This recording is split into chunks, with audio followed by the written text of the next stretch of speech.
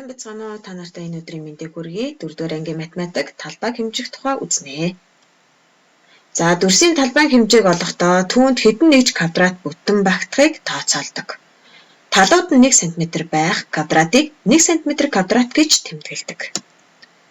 За, 1 квадрат авсан байх нь. За, 1 квадратад дэвтрийн нүдний 4 нэгж багтдаг. За, тэгэхээр 1 см маань 2 нүд болдог тийм ээ. За, тэгэхээр бүтэн квадратыг бүтээхдээ хаашаашаага 1 см-ийн урттай, талуудын урттай нэгжээс бүтнэ гэсэн үг. За, 4 нүд маань нийлээд 1 см квадратыг бүтээдэг байна. За, 1 см маань 10 мм-тэй тэнцдэг. За, тэгэхээр 10 гэхлээр 1 см квадратт маань 100 мм квадрат оршин байна гэж ойлгох нэ.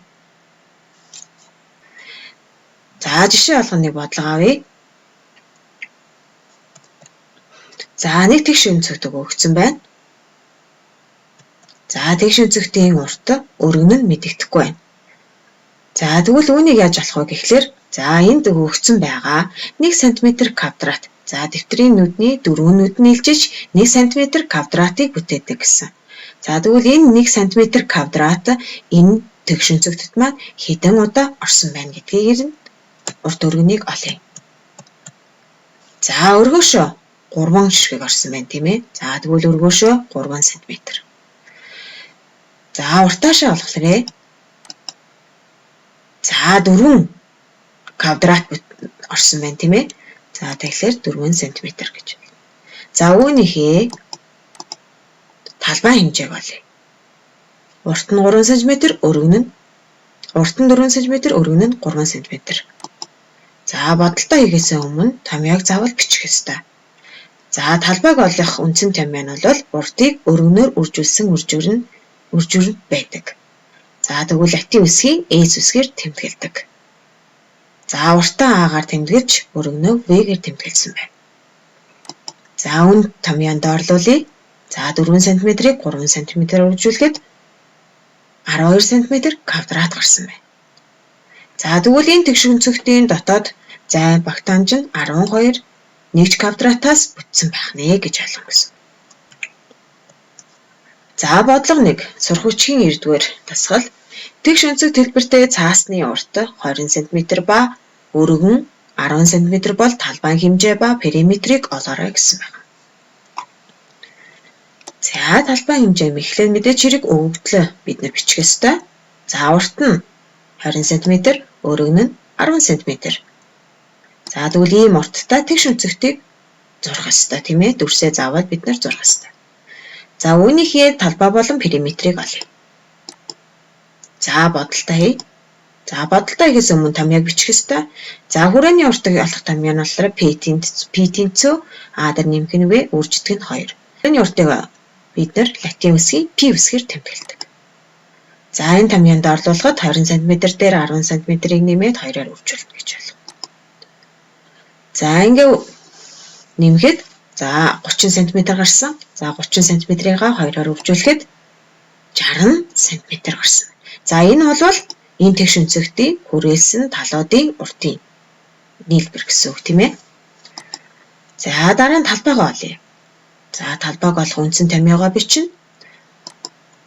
За, томьёонд өгөгдлүүдээ өгье. 20 см-ийг 10 см-аар үржүүлсэн байна. За, ингээ үржүүлэхэд 200 см квадрат бидэнд хэрэг болсон байна. За, тэгвэл 200 см квадрат маань нэг ёсондоо нэг ийм нэгж см квадрат маань энэ тэгш өнцөгтөд хэдэн удаа орсон байна гэж үздэг.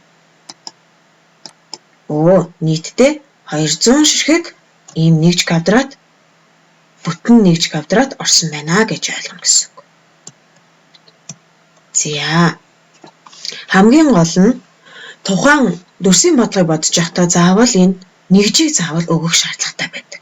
За, хүрээний уртыг олж байгаа тохиолдолд уртын хэмжигдэхүүн мм, сантиметр, дециметр, метр, километр гэсэн нэгж өгөгдлийг заавал ард нь бичиж авах ёстой. За, дүрсийн талуудын нийлбэрийн уртыг энэ хүрээний уртгийг за хэмжих нэгж нь ийм байх нэ. За, тэгвэл талбайг дүрсийн доторх зайг талбай гэж нэрлэнэ. Хэмжих нэгж нь миллиметр квадрат, сантиметр квадрат, дециметр квадрат, метр квадрат, километр квадрат. За тэгэхээр хамгийн гол нь талбай дээр хүрээний уртаас ялгахын тулд квадрат гэдэг нэршлиг заавал ард нь нэмэлтээр бичиж өгнө гэсэн үг. За жишээ 2. Дараах дүрсийн талбайн хэмжээг олоорой гэсэн байна. За хоёр дүрс өгөгдсөн байх нь энэ хоёр дүрсийнхээ талбайн хэмжээг олъё. Тэгэхээр үүнийг доголтой дүрс гэж нэрлэдэг. За доголтой дүрсийн талбайг олохдоо эхлээд дүрс доторх бүтэн нүднүүдийг тоолно. За дүрсэн дотор маань хэдэн нүд байна тийм ээ. За тэр нүдийг нь тоолно гэсэн. За зүрхэн хэлбэртэй дүрсээ харъя. 1 2 3 4 5 6. За тэгвэл бүтэн нүд маань 6 ширхэг байна. За үүнийг 6 см квадрат гэж ойлгоно. Яагаад гэвэл нэг нэгж нь 1 см квадраттай тэнцүү гэсэн тийм ээ. За тэгэхээр 6 см квадрат байх нэ. За суман доторхыг үзье. За суман дотор нийтдээ бүтэн нэгж квадрат нь за өргөөшөө 2, урдаашаа 5 гэхээр 10 см квадратаас бүтсэн байна. Бүтэн. За дараа нь хагасаас илүү талбайтай нүднүүдийг тоолно. За хагас гэдэг маань нэг бүтэн нүдний тал нь гэсэн үг тийм ээ. За тэгэхээр талаасаа илүү хэмжээгийн тоолно гэсэн. 1 2 3 4 5 6 7 8. За тэгвэл хагасаас илүү нүд нь 8 ширхэг байна. За үүнийг ойролцоогоор 8 см квадрат гэж ойлгоно. За энэ суман доторхыг үзье. 1 2 3 4. За 4 хагас нүд байна тийм ээ. За тэгвэл нэг 4 ширхэг хагас нүд маань 2 хагас нүд нь 1 см-ийг илэрхийлж байгаа. 1 см. За нэг бүтэн болгоно гэсэн үг тийм ээ. Тэгэхээр 1 см квадрат гэж ойлгоно гэсэн. За тэгвэл ийм болвол нийтдээ 2 см квадратаас бүтсэн байна гэж ойлгоно гэсэн. За дараа нь бүтэн ба хагасаас илүү нүднүүдийн нийлбэрээр талбайг ойролцоогоор олно гэсэн байна. Тэгэхээр 8 дээр 6 см квадратаа нэмэхээр 14 см квадратаас бүтсэн байх нэ. Энэ зүрхэн хэлбэртэй дотоод талбай. За сум нь болохоор 10 дээр 2-ыг нэмээд 12 см квадрат. Ойролцоогоор 12 см квадратаас бүтсэн байх нэ. Энэ хоёр дүрс маань. За бодлого 2. Сурах бичгийн 105 дугаар дасгал дараах дүрсийн талбайн хэмжээг олоорой гэсэн байна. За сая бид нарын бодсон доголтой дүрс байна тийм ээ. За доголтой дүрсийн талбайг бодохдоо эхлээд дүрсээ бүтэн болгож тооцоолно. За бүтэн болж тооцоолохдоо за нэг маань болохоор 1 см квадратыг илэрхийлнэ гэж ойлгоорой. 1 см квадрат байна гэж ойлгоно. 1 2 3 4 5 6 7 8. За уртаашаа 8 ширхэг нэгж квадрат орсон байна гэж ойлгоно тийм ээ. За тэгээ үүнийг 8 см-аар илэрхийлж хийчихье. За өргөөшөө за 6 нэгжээс бүтсэн нэгж квадратаас бүтсэн учраас 6 см гэж ойлгож байна. За үүн дээр өгөгдлийн үгий урт нь 8 см, өргөн нь 6 см. За ийм болвол доторх зай багтаамжийг олъё. За бодолтой хий. За бодолтой хийхээс өмнө бүгдээрээ за энд нийт огтолж авсан бүтэн нэгж квадратуудаа нийлбэрийг гаргачих. За эхнийх улаан төвсөн доторх маань 6 нэгж квадрат байна тийм ээ. За дараагийнхт нь 3 нэгж. За нийлбэр нь 9 см квадрат байна. За эхлээд одоо бүгдээрээ энэ дүрсийнхээ бүтэн талбай хэмжээг олъё. За 8 см-гээ 6 см-аар үржүүлнэ. Бүртээ өргөнөөр тийм ээ 48 см квадрат. За үүнээсээ огтолж авсан бүтэн квадратуудын нийлбэрийг хасаад өгчнө. За 48 см квадратаас 9 см квадратыг хасахлаар 39 см квадрат энэ дүрсэн дотор маань байна гэж ойлгоно гэсэн үг байна. За талбайн хэмжих нэгжүүдийг олох.